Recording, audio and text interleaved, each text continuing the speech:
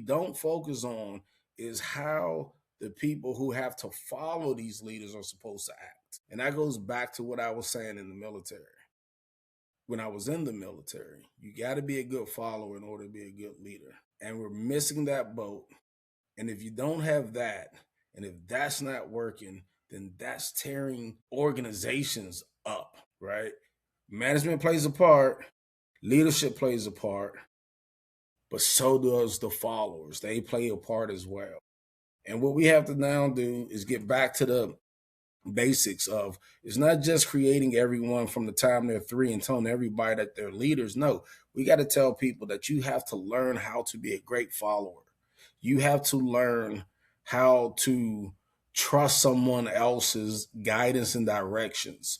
You have to even when you disagree with it, because you don't know all the answers, right? Your viewpoint is like this. But when you get to the top of that pyramid, I see all of this, right? So that's where it gets tough, because when you're like this, you think you know everything. And when you get to that management level, you're like this and you think you know everything.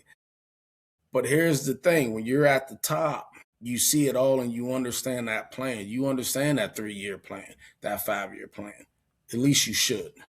And if you don't, well, this is where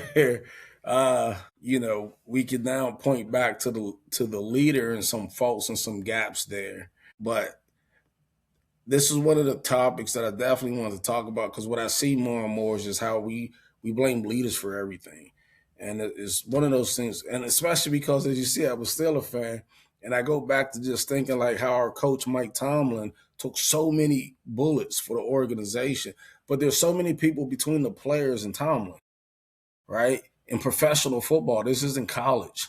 So there's so many people, and those professional football players are making millions of dollars to jump on the football. Can't blame the coach when he's coaching them and giving the vision and telling them what needs to be to do, and then the position coaches are telling them and have them do it in practice, and then game time come and they don't do it. Does that sound like your environment? Does that sound like your working environment? And then you know what? Everyone goes, well, it was the coach's fault that he didn't jump on the ball. And that's where we don't take self-accountability on ourselves. And we have to do a better job at that. We want these corporations to thrive. The corporations want to thrive.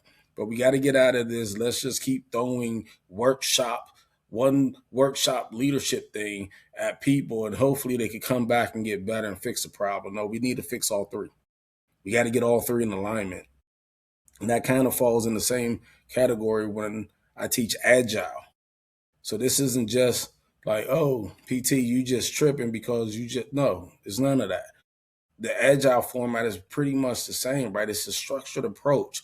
And through that structured approach, there are forcing functions in it to make sure that the communication at every level is aligned.